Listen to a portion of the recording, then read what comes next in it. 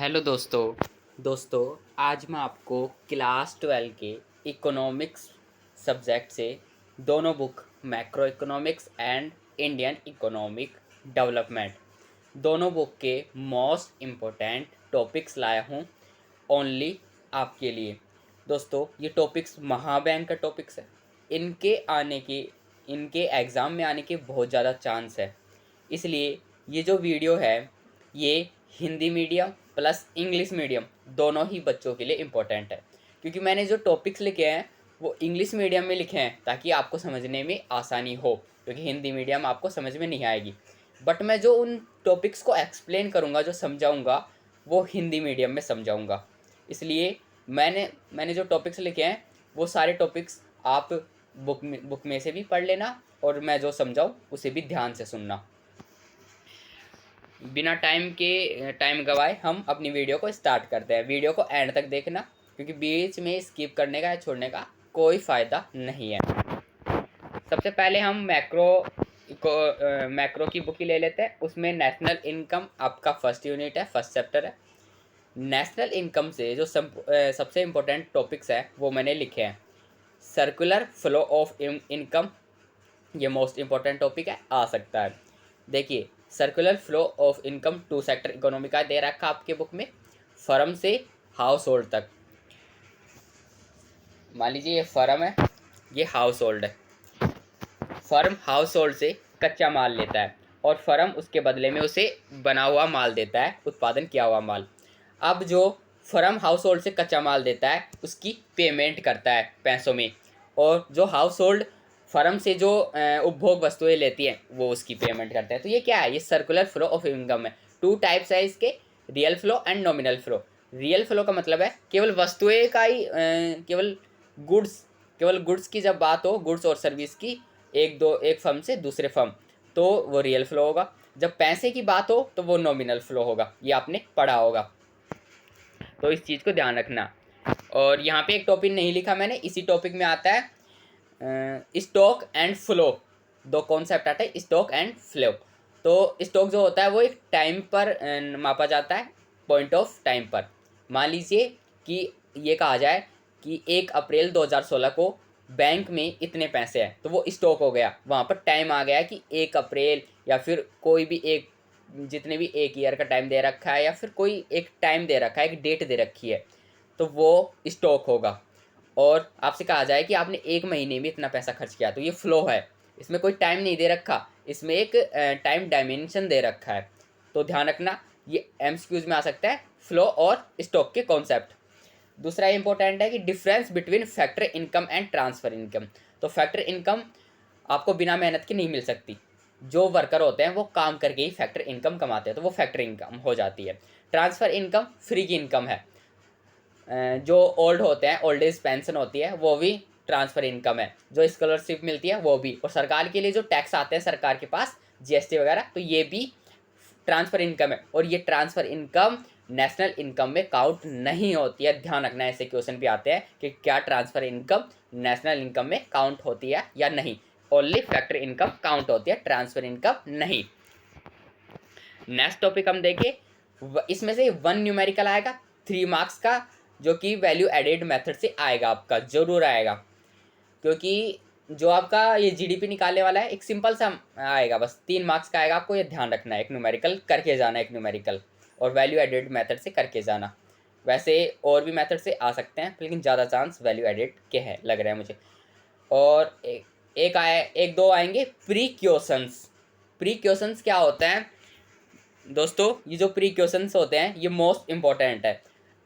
जैसे आपसे ये पूछ लिया जाएगा कि मान लीजिए कि अमेरिका में भारत की एक एम्बेसीज है, यानी कि एक दूतावास है। भारत में एक मतलब दूसरे देश में कंपनी है भारत की, तो वो क्या नेशनल इनकम में, यानी कि भारत की घरेलू सीमा में काउंट होगी या नहीं?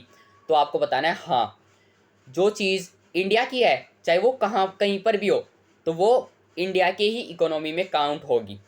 लेकिन जो दूसरी चीज़ दूसरे देशों की कंपनीज़ है, या दूसरे देशों का जो पैसा है, वो इंडिया की इकोनॉमी में काउंट नहीं होगा। मान लीजिए कि WHO की ब्रांच है हमारे यहाँ पे इंडिया में, नई दिल्ली में, तो वो ब्रांच हमारे घरेलू क्षेत्र में नहीं है, वो घरेलू क्षेत्र में तो है लेकिन हमारे इकोनॉमी में काउंट नहीं होगी, वो बाहर की है और बाहर ही जाएगी वो चीज़ें। ऐसी जितनी भी कंपनियां हमारे देश में है वो बाहर की है, तो ये प्रिकॉशन होते हैं। और ऐसे भी पूछ लिया जाता है कि कौन सी फाइनल गुड्स है, कौन सी मीडियम गुड्स है, इंटरमीडिएट है, मध्यवर्ती वस्तु कौन सी है और अंतिम वस्तु कौन सी, ये भी पूछ लिया जाता है। इनकी भी तैयारी आपको करके जाना है, क्योंकि आपका नेशनल इनकम 10 मार्क्स का आ रहा है, इसमें से 3 मार्क्स का न्यूमेरिकल ज़रूर आएगा। तो ये कुछ नेशनल इनकम के टॉपिक्स थे। अब मनी एंड बैंकिंग पे आए हम। तो barter system and their problems. Barter system आपको पता था, वस्तुओं के बदले वस्तुओं का लेन देन होता था पहले जब मनी नहीं थी। इसकी प्रॉब्लम्स क्या थी कि मान लीजिए एक लोगों मतलब एक व्यक्ति के पास, जिसके पास चावल है, वो दूसरे व्यक्ति से गेहूँ लेना चाहता है, लेकिन दूसरे व्यक्ति के पास गेहूँ मौजूद ही नहीं है। तो दोहरे सहयोग का इसमें वो होता था, दोहरे सहयोग का अभाव होता था इसमें, कि दो व्यक्तियों की सेम अगर वो है सेम चॉइसेस है तो उन्हें वो मिल नहीं पाती थी। तो दोहरे संयोग का अभाव था, ये प्रॉब्लम्स हो गई। स्थानांतरण की समस्या थी, कहीं भी ले जा नहीं सकते थे इसको, बड़े सामान होते थे बाटे सिस्टम में, तो ये भी प्रॉब्लम होती थी। और भविष्य के लिए जो पेड करना है वो भी नहीं हो सकता था इसमें। मान लीजिए कोई आपसे आज सामान ले रहा है और आप उसे भविष्य में करना चाहते हैं, तो ये भी इसमें नहीं हो सकता था बाटे सिस्टम में। बहुत सी इसमें और प्रॉब्लम थी, इनकी प्रॉब्लम आपको देख के जानी है, 4-5 प्रॉब्लम इसकी लिखनी है ज़रूर अगर आएगा तो। Banking system, RBI monetary policy और कमर्शियल बैंक, इनके सिस्टम आपको पता होने चाहिए। आरबीआई कैसे अपनी मॉनेटरी पॉलिसी से कमर्शियल बैंकों को नियंत्रित करता है और कैसे मनी सप्लाई को कंट्रोल करता है, ये भी आपको पढ़ के जाना है।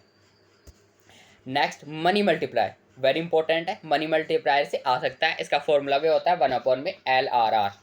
दोस्तों जो LRR होता है वो CRR और प्लस में SLR का मतलब CRR और SLR दोनों को मिलाकर LRR बनता है। LRR का मतलब है लीगल रिजर्व रेशियो, CRR का मतलब है कैश रिजर्व रेशियो और स्टेचुरी लिक्विडिटी रेशियो SLR का मतलब। तो इनके बारे में मैंने बता रखा है, आरबीआई के फंक्शन 3 वीडियो बना रखी है, डिस्क्रिप्शन में लिंक दे रहा हूँ, देख लेना उनको एक बार। और मनी सप्लाई, आपके में money supply M1 M2 M3 M4 दे रखा है, लेकिन आपको M1 पढ़ना है, जिसमें डिमांड डिपॉजिट होता है, current CC DD OD, current currency जो जनता के पास करेंसी है वो, डिमांड डिपॉजिट जो बैंकों के पास जमा है, और डिमांड डिपॉजिट भी कौन से, नेट डिमांड डिपॉजिट होंगे, ये आपको ध्यान रखना है। और ओडी जो अदर डिपॉजिट है आरबीआई के पास, तो ये मनी सप्लाई होती है, इसको भी आपको एक बार देख के जाना है। तो ये मनी और बैंकिंग से हो गया हमारा। अब मोस्ट इंपॉर्टेंट चैप्टर है जो कि आपका 12 मार्क्स का आ रहा है, determination of income and employment. तो इसमें ADS कर्व आपको पता होना चाहिए, बनाना आना चाहिए, और कंजप्शन, ऑटोनोमस कंजप्शन का भी आपको पता होना चाहिए, और इसके बारे में पता होना चाहिए ADS क्या होता है। AD और AS के कंपोनेंट्स पता होने चाहिए। AD के 4 होते हैं, अगर 2 सेक्टर इकोनॉमी पूछे तो केवल 2, C+I, वैसे C+I+G+X-M, ये आपने पढ़ा होगा, एक बार पढ़ लेने से। और मनी मल्टीप्लाई इसमें भी होता है कि मनी मल्टीप्लाई के दोनों फॉर्मूला आपको याद रखना है, K = डेल्टा I अपॉन में डेल्टा Y, और K की और भी होता है 1 में MPC, 1 में 1 - MPC या 1 में MPS, दोनों बात ही एक ही है। और ये चीज़ आपको ध्यान रखनी है, APS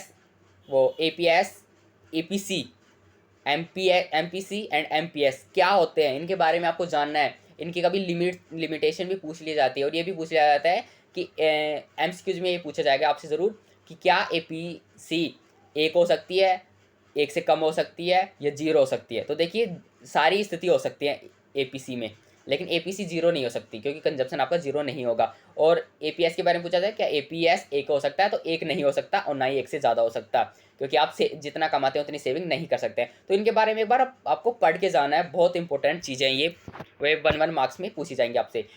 और equilibrium level of income, equilibrium level कब होता है, जब AD और AS बराबर होते हैं, जहाँ पर इंटरसेक्ट करते हैं AD AS को, वहाँ पर इक्विलिब्रियम पॉइंट होता है, और यहाँ पर पूर्ण रोजगार होता है, अर्थव्यवस्था फुल एम्प्लॉयमेंट में होती है। तो ये चीज़ें भी आपको ध्यान रखना है, इसका कर भी आ सकता है फुल इक्विलिब्रियम का, तो ध्यान रखना आपको। ब्रेक इवन पॉइंट, जहाँ पर सेविंग्स आपकी 0 हो जाती है, यानी कि आप जितना कमाते हैं उसको खा लेते हैं, ना आपका प्रॉफिट होता है और ना ही आपका कोई हानि होती है आपको। तो मतलब सेविंग्स आपकी बिल्कुल ज़ीरो रहती है। तो ये ब्रेक इवन पॉइंट होता है, ये भी आपको ध्यान रखना है। और इसमें से वन न्यूमेरिकल ज़रूर आएगा, आपको चाहे तो फाइंड इन्वेस्टमेंट का आ सकता है। मैं अभी देख रहा हूँ आपको मिड टर्म में और प्री बोर्ड में इन्वेस्टमेंट का ही पूछा गया था, इसलिए हो सकता है आपको इन्वेस्टमेंट का पूछ ले। 4 नंबर का आएगा ये, मैक्सिमम 4 नंबर का आएगा, और 3 नंबर का भी आ सकता है। और आ सकता है आपको एपीसी या एमपीसी निकालने के लिए मनी मल्टीप्लाई इसमें आता है के वाला, वो भी निकालने के लिए आपसे पूछ सकता है। तो इन्वेस्टमेंट इनका आपको ध्यान रखना है। इसका फॉर्मूला यही लगता है के equals to delta I upon में डेल्टा वाई। तो ये आपको ध्यान रखना है, इनके फॉर्मूला एक बार आपको देख लेना है। अब गवर्नमेंट बजट, गवर्नमेंट बजट में सबसे इंपॉर्टेंट क्वेश्चन जो बनता है वो एम्स ऑफ मेक बजट बनता है, यानी कि बजट बनाने के क्या उद्देश्य हैं, सरकार क्यों बजट बनाती है। तो इसके बहुत से उद्देश्य हैं, संसाधनों का आवंटन, संसाधनों को कैसे बांटे, असमानता को कैसे दूर करें, आर्थिक स्थिरता कैसे हो, एजुकेशन एंड और इन जो हमारा एजुकेशन हेल्थ सेक्टर है इनको कैसे इम्प्रूव किया जाए, और भी रेलवे सेक्टर, जितने भी सेक्टर हैं इनमें इन्वेस्टमेंट करने के लिए, देश की इकोनॉमी को आगे बढ़ाने के लिए। बहुत सारे उद्देश्य, आप जितने लिखेंगे उतने ही कम है, उद्देश्य आप लिख दीजिए जितने आपसे पूछा जाए। 4 मार्क्स का हो तो 5-6 उद्देश्य लिख दीजिए। तो ये मोस्ट इंपॉर्टेंट है, आपको ध्यान रख के जाना है। फिर बाद में difference between direct tax and indirect tax आपको जरूर पता होना चाहिए। डायरेक्ट टैक्स सीधे किसी व्यक्ति पर लगाया जाता है, जैसे इनकम टैक्स हो गया, कॉर्पोरेट टैक्स हो गया। और इनडायरेक्ट टैक्स किसी फर्म या किसी दूसरे व्यक्ति, ऐसे व्यक्ति पर लगाया जाता है जिसका बोझ उसको नहीं उठाना पड़ता जो टैक्स भर रहा है। मान लीजिए आप किसी उसमें जाते हैं, होटल में जाते हैं, तो जो टैक्स लगता है वो तो उस होटल वाले पर लगता है, लेकिन जो आप खाना खाते हैं तो आपको ही टैक्स देना पड़ता है और आपको पता भी नहीं चलता कि आप टैक्स दे रहे हैं। तो ऐसा टैक्स जो आप जिसका आप भुगतान भी करें और आपको पता भी नहीं चला कि वो आपने भुगतान किया है, मतलब ये इसका बोझ दूसरे व्यक्तियों पर डाला जाता है। ये आपको पढ़ के जाना है बट डायरेक्ट टैक्स और इनडायरेक्ट टैक्स में क्या अंतर होता है। और इसके एग्जांपल भी जैसे जीएसटी आप दे सकते हैं, कोई प्रोडक्शन टैक्स देख सकते हैं, और भी जो टैक्स होते हैं इनके गिफ्ट टैक्स, तो ये सारे टैक्स भी उसी पे लगते हैं। और बजट डेफिशिएट आपको पता होनी चाहिए। बजट डेफिशिएट क्या होता है, बजटीय घाटा। तो बजटीय घाटा क्या होता है, जब सरकार की प्राप्तियां कम हो और उसका खर्चा ज़्यादा हो सरकार का, तो बजट डेफिशिएट होता है। इसके बारे में आपको पता होनी चाहिए।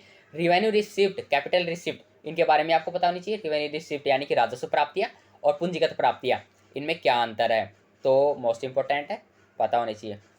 Revenue deficit and physical deficit, यानी कि राजकोष घाटा और राजकोषीय घाटा, तो दोनों आपको पता होनी चाहिए। राजकोषीय घाटा तो मोस्ट इंपॉर्टेंट है। राजकोषीय घाटे में जब सरकार के पास कर्ज इतना हो जाता है दूसरे देशों का, और उससे जो प्राप्त होने वाली आय मतलब जनता से उसे कम प्राप्त होता है, इसलिए वो डेवलप करने के लिए कंट्री को बाहर से कर्ज ले लेती है। जैसे पाकिस्तान का हाल हो रहा है, श्रीलंका का होता है, तो ये राजकोषीय घाटा होता है जब बाहर से इतना ज़्यादा कर्ज बढ़ जाता है कि उसे झुकाया भी नहीं जाता। अब foreign exchange rate and BOP दोनों मैंने एक में कर लिया है मिक्स, दोनों 6-6 नंबर के आ रहे हैं, 12 नंबर के ये भी आ रहे हैं दोनों। तो इसमें सबसे इंपॉर्टेंट क्वेश्चन आता है कि why we demand foreign exchange, यानी कि फॉरेन एक्सचेंज रिजर्व की हम डिमांड क्यों करते हैं, हमें क्यों चाहिए फॉरेन एक्सचेंज। तो देखिए, हमें अगर दूसरी कंट्री से इंपोर्ट करना है, कोई वस्तुएं मंगानी है, तो हमें फॉरेन एक्सचेंज चाहिए, हमें दूसरी करेंसी चाहिए दूसरे देश की, तभी तो हम कोई सामान मंगा पाएंगे। और हमें विदेशों में अगर इन्वेस्टमेंट करना है तो भी हमें करेंसी चाहिए। और स्पेकुलेटिव यानी कि सट्टेबाजी अगर करते हैं कुछ लोग, तो उन्हें भी फॉरेन करेंसी चाहिए। सट्टेबाजी होती है कि जब डॉलर की कीमत गिर जाती है तो कुछ लोग डॉलर खरीद के रख लेते हैं, फिर अगर डॉलर कीमत वापस बढ़ जाती है तो उस डॉलर को वो महंगे रेट में बेच देते हैं, इससे उनका फ़ायदा होता है। तो ये सट्टेबाजी भी होती है इसमें, इसलिए फॉरेन करेंसी चाहिए उन लोगों को। और हमें अगर बाहर घूमना जाना है दूसरे देश में, तो भी हमें वो करेंसी चाहिए। हमें ट्रांसपोर्ट सेवाएं, हर चीज़ में करेंसी चाहिए दूसरे देशों की। तो ये बहुत मोस्ट इंपॉर्टेंट क्वेश्चन होता है। इसके 4-5 पॉइंट आपको लिखने हैं कि क्यों हमें करेंसी चाहिए दूसरे देशों की।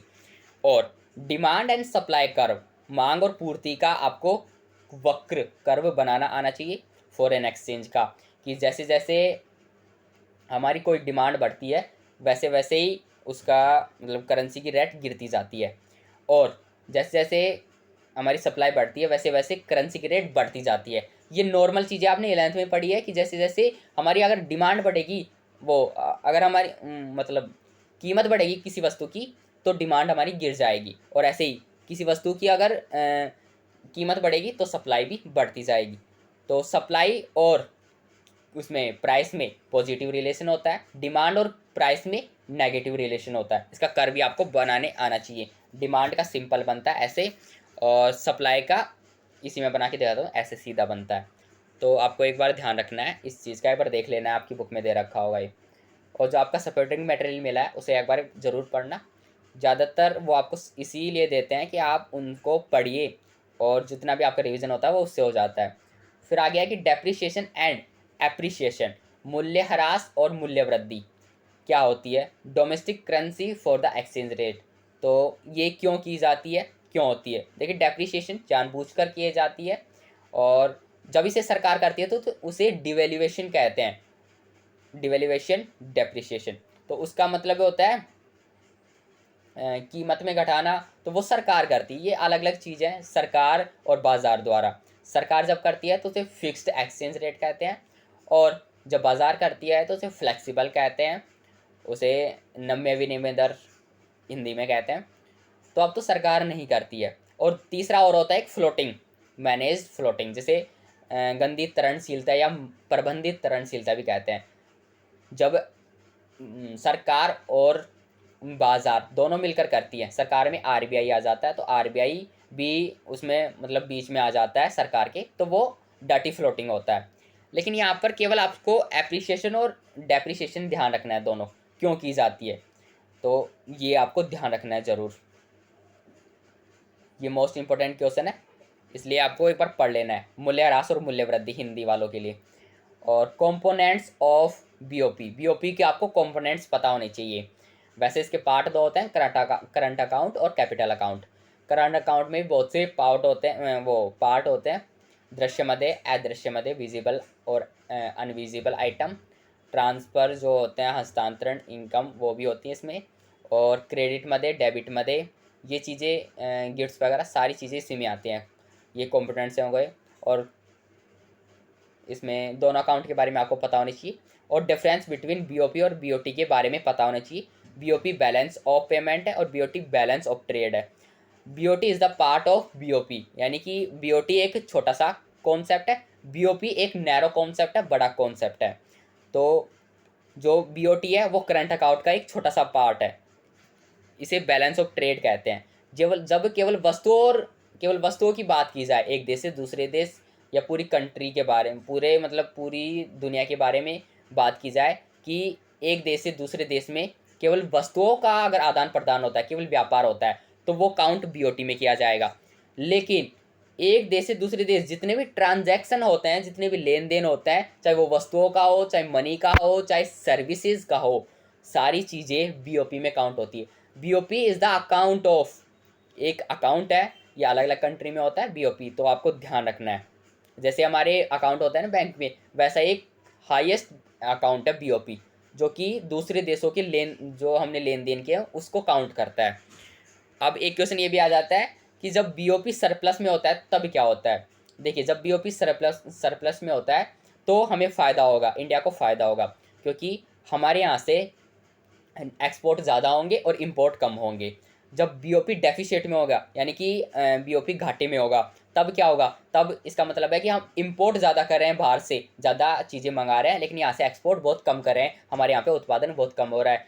तो दोनों चीज़ें आपको ध्यान रखनी है, बीओपी सरप्लस और बीओपी डेफिसिट क्या होता है, इसके बारे में क्वेश्चन आ जाता है। और कभी कभी ये भी क्वेश्चन आ जाता है कि मान लीजिए हम दूसरे देशों से एक मशीन मंगा रहे हैं, तो वो कौन से अकाउंट के कौन से पक्ष में जाएगा, यानी कि करंट अकाउंट में जाएगा या कैपिटल अकाउंट में, और क्रेडिट पक्ष में जाएगा या डेबिट पक्ष में। तो आपको एक बात ध्यान रखनी है, जब केवल हम वस्तुओं और सेवाओं की बात करते हैं तो वो करंट अकाउंट में आता है, और जब हम मनी की बात करते हैं तो तब वो कैपिटल अकाउंट में आता है, और जब हम किसी देश को देते हैं तब वो डेबिट कहलाता है, डेबिट रिकॉर्ड में आता है, और जब किसी देश से दूसरे देश से प्राप्त करते हैं तो वो क्रेडिट रिकॉर्ड में आता है।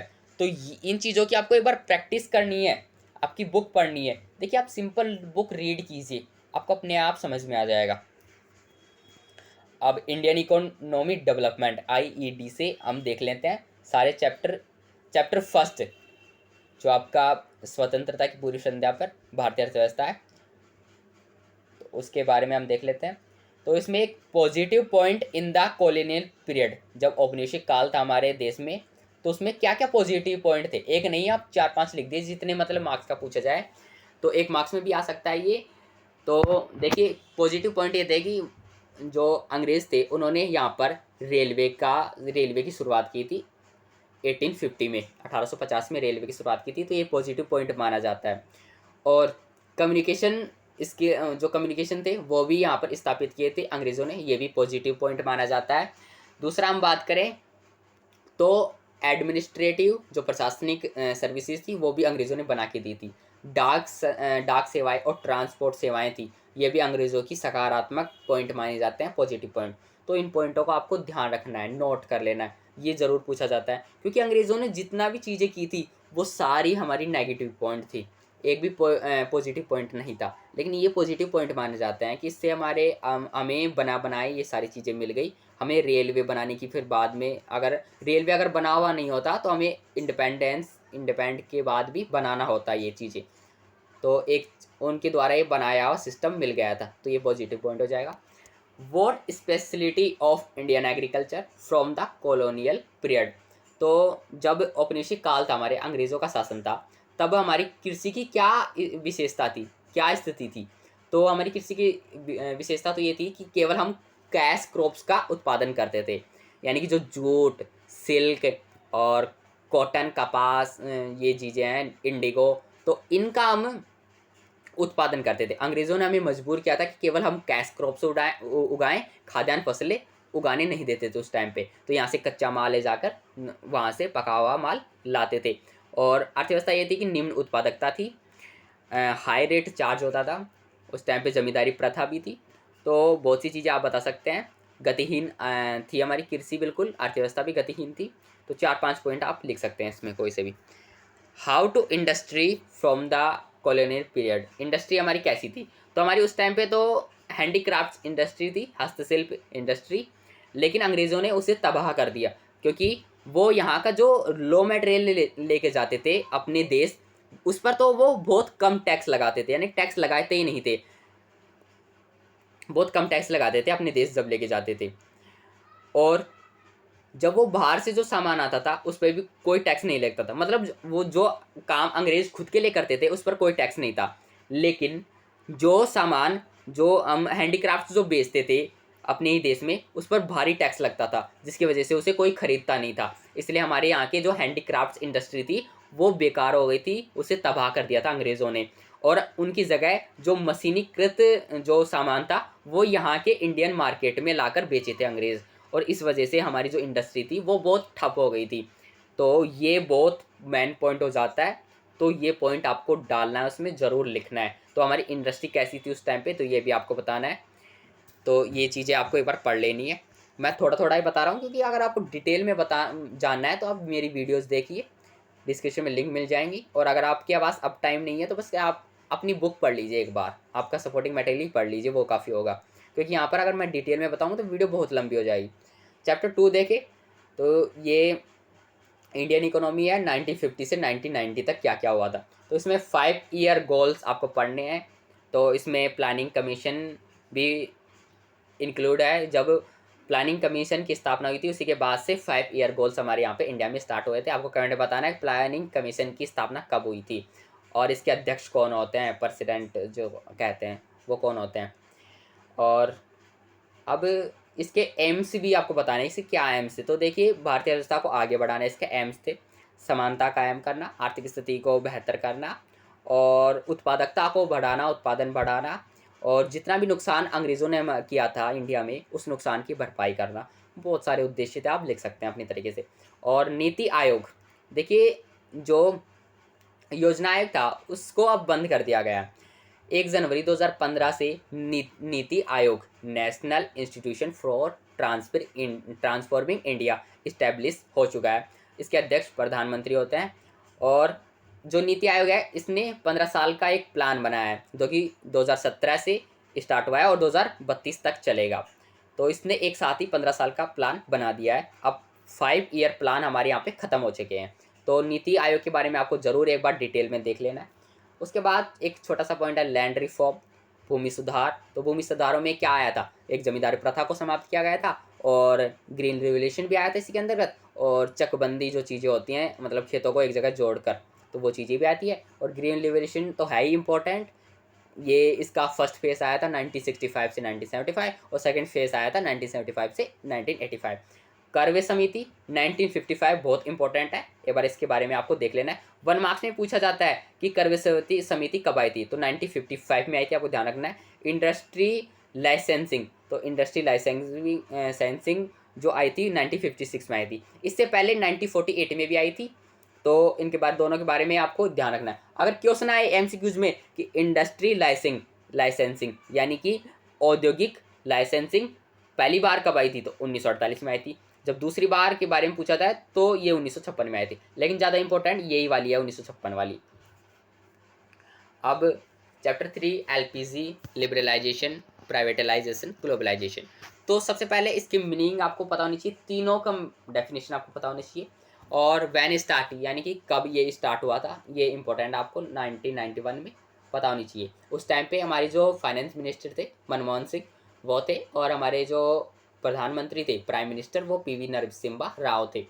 तो why we start new economic reforms, यानी कि हमने क्यों स्टार्ट किया था इकोनॉमिक रिफॉर्म्स, इससे पहले क्यों नहीं किया, क्या ज़रूरत थी हमें इकोनॉमिक रिफॉर्म्स लाने की। तो देखिए जब 1991 तक हम आए तो हमारे देश की स्थिति ऐसी हो सकती थी कि बिल्कुल मतलब कबाड़ा हो चुका था देश में इतनी ज़्यादा महंगाई बढ़ गई थी, बेरोजगारी बढ़ गई थी, और सबसे बड़ी बात यह है कि हमारे पास एक हफ्ते का ही फॉरेन रिजर्व बचा था, यानी कि हम दूसरे देशों से जो सामान मंगा रहे थे उसको पेड करने के लिए भी हमारे पास पैसे नहीं थे। हमें वर्ल्ड बैंक और आईएमएफ के पास अपना सोना रिजर्व रखना पड़ा, गिरवी रखना पड़ा, और हमने उनसे मदद मांगी। तो उन्होंने कहा कि तुम अपने देश में एलपीजी लाओ, इसके बदले में हम तुम्हें पैसे दे देंगे। तो फिर उस टाइम पे मनमोहन सिंह थे, तो उन्होंने ये एलपीजी लाया और ये काफ़ी हद तक काम आया, मतलब काफ़ी हद तक सफल हुआ। और अभी भी जो एलपीजी आई है उसी के बल पर हम इतने आगे बढ़ पाए, वरना हमारी इकोनॉमी बिल्कुल ठप हो जाती। क्योंकि एलपीजी आने से बाहर की जो विदेशी कंपनी आई थी वो इंडिया में आई, हमारा प्रोडक्शन बढ़ा तो यहाँ से एक्सपोर्ट भी बढ़ा। तो ये सारे पॉजिटिव पॉइंट हो जाते हैं। तो आपको बताना है क्यों स्टार्ट हुई थी। मैन स्पेशलिटी ऑफ एलपीजी की मुख्य बातें आपको बतानी, क्या क्या एलपीजी की मुख्य बातें रही। तो एलपीजी में मतलब एल का आपको अलग चीज़ बतानी है लिबरलाइजेशन में, यानी कि सारे जो उद्योग थे उनको छूट दी गई। केवल 3 उद्योगों को गवर्नमेंट के हाथों में रखा गया, बाकी उद्योग सारे प्राइवेट हो गए। 3 उद्योग थे, एटम एनर्जी का और डिफेंस सिस्टम का एंड रेलवेज का, ये 3 ही सरकार के हाथों में। और प्राइवेटलाइजेशन, प्राइवेट कर दिया गया सब उद्योगों को। और ग्लोबलाइजेशन यानी कि वैश्वीकरण, मतलब एक हमारी अर्थव्यवस्था को बाकी विश्व से जोड़ दिया गया। तो इनकी स्पेशलिटी आपको विशेषताएं बतानी है। Man point of LPG reforms के मैन पॉइंट आपको बताने हैं। तो ये सारे जो टॉपिक है ये सारे इंपॉर्टेंट है। इसमें से सबसे ज़्यादा जो इम्पोर्टेंट है वो यही पूछा जाएगा कि why we start new economic reforms, तो ये आपको पता होनी चाहिए। और 1 मार्क्स में कि कब स्टार्ट हुआ था, हो गया आपका काम। तो ये आपको ध्यान रखना है। अब हमारा है ह्यूमन कैपिटल फॉर्मेशन। तो source of human capital formation and it's definition भी आपको पता होनी चाहिए। तो सोर्स हो जाएंगे हमारा शिक्षा पर व्यय, एजुकेशन पर expenditure on education, expenditure on health, यानी कि हेल्थ पर भी व्यय खर्च किया जाए, जो अस्पताल से उनको भी खुलाया जाए, शिक्षा के लिए स्कूल्स बनवाई जाए, तभी तो ह्यूमन कैपिटल जनरेट होगा। और माइग्रेशन पर खर्च किया जाए, प्रवसन पर खर्च, ट्रेनिंग ऑन मतलब उस पर नौकरियों पर खर्चा किया जाए, जो प्रशिक्षण है उस पर खर्चा किया जाए, कम्युनिकेशन पर खर्च किया जाए। तो बहुत सी चीज़ें हैं जो इसके सोर्स है। मुख्य सोर्स 2 होते हैं इसके, expenditure on education and health. तो दोनों के बारे में आपको पता होनी चाहिए। इसका की एलिमेंट्स अगर पूछा जाए तो वो एजुकेशन और हेल्थ दोनों है। एजुकेशन मोस्ट इम्पोर्टेंट है एंड हेल्थ भी है, तो आपको ध्यान रखना है। 1 मार्क्स में पूछा जाता है what the key elements of human capital formation, तो आपको एजुकेशन बतानी है। और इसमें problems of human capital formation, यानी कि ह्यूमन कैपिटल फॉर्मेशन जनरेट करने में, इसको आगे बढ़ाने में क्या प्रॉब्लम्स हमारे देश के सामने। देखिए, एक तो पॉपुलेशन इतनी ज़्यादा है, जो भी इकोनॉमिक्स में जो भी कारण पूछा जाता है वहाँ पर पॉपुलेशन जरूर आती है। देखिए, पॉपुलेशन इतनी ज़्यादा है, कितना हम ह्यूमन कैपिटल को आगे बढ़ाएंगे। और दूसरा है कि रिसोर्सेज हमारे पास कम है। तीसरी चीज़ आप ये बता सकते हैं कि हमारे यहाँ पर जो लोग हैं उनका रुझान पढ़ाई की तरफ कम है। जो आज का युवा वर्ग है वो पढ़ाई से भटक रहा है, अलग रास्ते पे जा रहा है। और भी आप पॉइंट बता सकते हैं क्या क्या प्रॉब्लम्स है ह्यूमन कैपिटल को जनरेट करने में। हमारे पास उतनी अच्छी मतलब यहाँ पे मतलब ब्रेन ड्रेन भी है कि यहाँ पे जो पढ़ लिख लेते हैं ज़्यादा, वो दूसरे देशों में चले जाते हैं और दूसरे देशों का विकास करते हैं, हमारे इंडिया का विकास नहीं करते हैं। और दूसरा, हमारे यहाँ पर निम्न शैक्षणिक संस्थान है, ज़्यादातर गवर्नमेंट स्कूल्स हैं और इन पर ज़्यादा खर्च करने की ज़रूरत है सरकार को। और भी बहुत से पॉइंट आप बता सकते हैं कि क्या प्रॉब्लम समस्याएं आ रही है हमारे सामने ह्यूमन कैपिटल को जनरेट करने में। और फिजिकल कैपिटल और ह्यूमन कैपिटल में आपको अंतर पता होना चाहिए। देखिए, फिजिकल कैपिटल, एक एग्जाम्पल से आपको समझाऊँ कि आपके हाथ में फ़ोन है तो ये फिजिकल कैपिटल है, लेकिन मैं आपको जो पढ़ा रहा हूँ वो ह्यूमन कैपिटल है। यानी कि मैं अपना ज्ञान, अपना कौशल आपको दे रहा हूँ, आप तक पहुँचा रहा हूँ, तो वो मेरी ह्यूमन कैपिटल है। लेकिन आप जिस फ़ोन से पढ़ रहे हैं वो फिजिकल कैपिटल है। तो ध्यान रखना, फिजिकल कैपिटल दिखती है, ह्यूमन कैपिटल नहीं दिखती है, अर्थात दृश्य होती है, ये अदृश्य होती है। तो इसमें आप अंतर बता सकते हैं क्या होती है फिजिकल कैपिटल और ह्यूमन कैपिटल।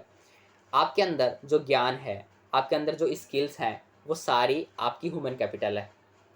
बाकी जो हमें वैसे मिली है, जितनी पैसा है या गाड़ी है, शोहरत है, धन दौलत है, वो फिजिकल कैपिटल है, ह्यूमन कैपिटल नहीं। अब चैप्टर 5 रूरल डेवलपमेंट, तो की एलिमेंट्स ऑफ रूरल डेवलपमेंट ये आ जाएगा। Institutional and non institutional source of loan credit ये आ जाएगा। देखिए, ये तो इंपॉर्टेंट है ही, 1 मार्क्स में पूछा जाता है कि कौन सा इंस्टीट्यूशनल है, कौन सा नॉन इंस्टीट्यूशनल। इंस्टीट्यूशनल का मतलब वो संस्था जिस संस्था से किसान सीधे जाकर लोन ले लेते हैं। तो ग्रामीण विकास बैंक हो गया, स्वयं सहायता समूह हो गया, और भी ग्रामीण banks, RRB, rural regional banks हो गए। तो ये जितने बैंक्स का नाम आए, कॉमर्शियल बैंक्स भी हो गया, और नाबार्ड भी इसकी सर्वोच्च संस्था है। ये कब इस्टेब्लिश हुआ था ये भी आपको ध्यान रखना, 1 मार्क्स में पूछा जा सकता है, 1982 में। और नॉन इंस्टीट्यूशनल तो गांव के साहूकार हो गए, रिश्तेदार हो गए, मित्र हो गए, व्यापारी हो गए, तो इन्हें नॉन इंस्टीट्यूशनल हो जाएंगे, गैर संस्थागत स्रोत हो जाएंगी। तो दोनों के बारे में आपको ध्यान रखने हैं। और एग्रीकल्चर मार्केटिंग के बारे में आपको ध्यान रखना है। इसे हिंदी में कहते हैं कृषि विपणन, यानी कि फसल के तैयार होने से उसे मार्केट में बेचने का जो प्रोसेस होता है, सारा प्रोसेस आपको पता होना चाहिए। नॉन फार्मिंग वर्क होना पता होना चाहिए कि खेती के अलावा और क्या कार्य कर सकते हैं, पशुपालन, मुर्गी पालन, मछली पालन, बागवानी, और ये सारी चीज़ें आपको पता होनी चाहिए। बायोटिक एग्रीकल्चर, एजी का मतलब यहाँ पे एग्रीकल्चर है, पूरा नहीं लिखा, एग्रीकल्चर है। तो बायोटिक एग्रीकल्चर जैविक कृषि क्या होती है और इसके फ़ायदे, जैविक कृषि के फ़ायदे। देखिए, जैविक कृषि सस्ती होती है, सस्ती दर पर आपको खाद मिल जाती है, और ये स्वास्थ्य के लिए अच्छी होती है। इसके जो उत्पाद होते हैं वो अच्छे होते हैं, इससे कोई बीमारी भी नहीं होती है, और भी ये पर्यावरण अनुकूल होते हैं, ये भी आपको ध्यान रखनी है। अब चैप्टर 6 एम्प्लॉयमेंट का भी आ जाता है। तो 3 इंपॉर्टेंट क्वेश्चन बनते हैं। Types of employment, types of employer. तो एम्प्लॉयर जो श्रमिक होते हैं उसके कितने टाइप्स होते हैं। तो देखिए, मुख्यतः वैसे अगर हम बात करें तो नियमित श्रमिक होते हैं, रेगुलर, और इरेगुलर होते हैं अनियमित श्रमिक। नियमित में भाड़े के मजदूर होते हैं और वैसे मजदूर होते हैं। एक तो भाड़े के होते हैं, एक और होते हैं, एक बार आपको देख लेना है। अनियमित में सॉरी, एक तो मतलब एक बार आपको दोबारा से बताता हूँ। टाइप्स ऑफ एम्प्लॉयर, अब ध्यान से सुनना। टाइप्स ऑफ एम्प्लॉयर 2 प्रकार के होते हैं। स्वनियोजित मजदूर जो अपना खुद का काम करते हैं, और अनियोजित मजदूर जो दूसरों की नौकरी पर रहते हैं, दूसरों का काम करते हैं और उन्हें तनख्वाह मिलती है। तो बिजनेसमैन होता है वो स्वयं नियोजित होता है, और जो कोई नौकरी करता है वो अनियोजित होता है और किसी का मजदूर होता है। अब अनियोजित में 2 प्रकार के होते हैं, भाड़े के मजदूर और नियमित मजदूर। नियमित जिनको रोज मतलब महीने में सैलरी मिलती है, और भाड़े के मजदूर जिनको दिन में या अलग अलग दिनों पर रखा जाता है, तो ये आपको ध्यान रखना है। इसके बाद देख लेना है आपको बुक में टाइप्स ऑफ अनएम्प्लॉयमेंट, यानी बेरोजगारी की आपको प्रकार, हिडन बेरोजगारी होती है, छुपी हुई बेरोजगारी होती है, मौसमी सीजनल बेरोजगारी होती है, और संरचनात्मक बेरोजगारी होती है। तो इनके सारे टाइप्स आपको ध्यान रखने हैं। एक बार ऐच्छिक बेरोजगारी, अनैच्छिक बेरोजगारी, ये भी आपको ध्यान रखना है, एक बार देख लेना है आपको। रीजंस ऑफ अनएम्प्लॉयमेंट, यानी कि बेरोजगारी के क्या कारण है, ये सारे कारण आप लिख दीजिए। बढ़ती जनसंख्या, संसाधनों की कमी, और सभी लोगों का नौकरी के प्रति रुझान। और भी पॉइंट आप लिख सकते हैं कि शिक्षा में लोगों की कम रुचि, हेल्थ एंड एजुकेशन सर्विसेज उतनी अच्छी नहीं है, और भी आप चीज़ें इसमें लिख सकते हैं, ऐड कर सकते हैं। बेरोजगारी क्या कारण है, तो मोस्ट इंपॉर्टेंट आप जनसंख्या आपको जरूर लिखनी है, बढ़ती जनसंख्या। चैप्टर 7 एनवायरनमेंट और सस्टेनेबल डेवलपमेंट है। तो मेन प्रॉब्लम्स ऑफ एनवायरनमेंट आपको ये पता होनी चाहिए। ज़्यादातर पॉल्यूशन है, water pollution, noise pollution and air pollution. तो ये पोल्यूशन के बारे में आपको पता रखना है। ग्लोबल वार्मिंग के बारे में आपको पता होना चाहिए। ओजोन लेयर के बारे में आपको पता होना चाहिए, तो इनके बारे में जरूर पता होनी चाहिए। और सस्टेनेबल डेवलपमेंट की मीनिंग होनी चाहिए। सबसे पहले हरमन डेली ने इसकी परिभाषा दी थी, 1 मार्क्स में पूछा जा सकता है किसने डेफिनेशन दी थी, हरमन डेली ने। और मीनिंग इसकी पता होनी चाहिए, इट्स कंपोनेंट्स इसके पता होनी चाहिए सस्टेनेबल डेवलपमेंट की। और भारत ने क्या रणनीतियाँ अपनाई है सतत विकास के लिए। तो भारत ने, अभी आपने देखा होगा कि अब सीएनजी वाली वाहन अब यूज कर रहे हैं हम। तो जो गैर नवीनीकरण जो नवीकरणीय जो स्रोत हैं उनके हम यूज कर रहे हैं धीरे धीरे, जैसे सौर ऊर्जा और लघु जलीय प्लांट हम लगा रहे हैं धीरे धीरे। तो ऐसे बहुत सी चीज़ें हैं जिनका यूज अब भारत करने लगा है। तो ये चीज़ें पूछी जाती है। और एक केस स्टडी क्वेश्चन भी आ सकता है, बाई चांस ऐसा क्वेश्चन पूछा जा सकता है। आपको एनवायरनमेंट की फ़ोटो आ सकती है, उसमें से पूछा जाता है, कुछ ऐसा पूछा जाएगा, ज़रूर आएगा आपको। इसमें से एक केस स्टडी क्वेश्चन बनता है। और अब इंडिया, चाइना, पाकिस्तान के बारे में हम बात करें तो डेवलपमेंट सेम एक्सपीरियंस हमें देखना है कि क्या तीनों के क्या एक्सपीरियंस रहे हैं सेम। तो देखिए, तीनों ने योजना आयोग बनाया था, तीनों ने ही 5 ईयर गोल्स बनाया था, तीनों ने ही अपनी कंट्री में इकोनॉमिक रिफॉर्म्स किए थे, चाहे अलग समय पे किया है। तीनों ने ही जो हम तो ग्रीन रिवोल्यूशन लाए थे, पाकिस्तान ने भी ग्रीन रिवोल्यूशन लाया है, लेकिन चाइना में ऐसा नहीं हुआ था। चाइना में एक ग्रेट लीप फॉरवर्ड आया था। तो इन चीज़ों के बारे में आपको ध्यान रखना है, तीनों के सेम एक्सपीरियंस बताने। और स्मॉल पॉइंट छोटे छोटे हो जाते हैं। GLF great leap forward, great leap forward ध्यान रखना आपको। फुल फॉर्म 1958 में आया था, ये भी आपको ध्यान रखना है। 1 मार्क्स के ही हैं ये छोटे छोटे क्वेश्चन। रिफॉर्म्स के बारे में आपको पता होनी चाहिए, सुधार हुए थे तीनों देशों में, तो वो भी आपको पता होनी चाहिए। और 5 year plan, FYP 5 year plan के बारे में आपको पता होनी चाहिए। छोटे छोटे पॉइंट है, कब आए थे तीनों देशों में। इंडिया में 1951 में आए थे, चाइना में 1953 में आए थे, और पाकिस्तान में 1956 में आए थे। और इससे क्वेश्चन बनता है, महान सर्वहारा क्रांति जो आई थी और कम्युनिस्ट सिस्टम भी आया था, ये चाइना में आया था। तो चाइना के बारे में आपको एक बार ज़्यादा पढ़ना है। कम्युनिस्ट सिस्टम का मतलब है वहाँ की जो खेती थी उसके ग्रुप बना दिए गए थे कि सभी लोग मिलकर खेती करें, तो वो कम्युनिस्ट सिस्टम होती है। महान सर्वहारा क्रांति 1976 में ऐसे आई थी। तो उसका मतलब था कि वहाँ की जो वैज्ञानिक थे और स्टूडेंट्स थे उनको गाँव में भेजा गया पढ़ने के लिए, और गाँव की जो संस्कृति थी उनको सीखने के लिए भेजा गया। और दूसरा, चाइना की 1 चाइल्ड पॉलिसी भी आती है, अब इसको ख़त्म कर दिया गया है। 1 चाइल्ड पॉलिसी 1979 में लागू हुई थी। उसका मकसद था कि केवल चाइना में एक ही बच्चा पैदा कर सकता है, एक जोड़ा। अब इसका जो 2016 में ये पॉलिसी आई है, ये 2 चाइल्ड पॉलिसी है। अब 2 बच्चे वहाँ पर पैदा कर सकते हैं, एक जोड़ा। तो आपको एक ध्यान रखना है। और कंपेरिजन आपको करना है इंडिया, चाइना, पाकिस्तान का। एक टेबल भी आपको दे सकते हैं जिसमें कंपेरिजन होगा तीनों के बारे में कि कौन सब ज़्यादा बेहतर प्रदर्शन कर रहा है आगे बढ़ने में। तो चाइना है, फिर दूसरे नंबर पे इंडिया, तीसरे नंबर पाकिस्तान। तो इनके बारे में आपको ध्यान रखना है, ये टेबल आपको आएगी। तो दोस्तों, मोस्ट इंपॉर्टेंट टॉपिक्स की ये वीडियो थी। फाइनली ख़त्म हो गई है। आपको एग्ज़ाम के लिए ऑल बेस्ट। बाकी सारे सब्जेक्ट की जो आपको पॉलिटिकल है उसकी भी वीडियो आती रहेगी। चैनल को सब्सक्राइब कर लीजिए, क्योंकि आपकी COT की तैयारी भी मैं ही करवाऊँगा। मिलते हैं नेक्स्ट वीडियो में, तब तक के लिए बाय। और हाँ, वीडियो को लाइक कर दीजिए। जय हिंद, बाय बाय।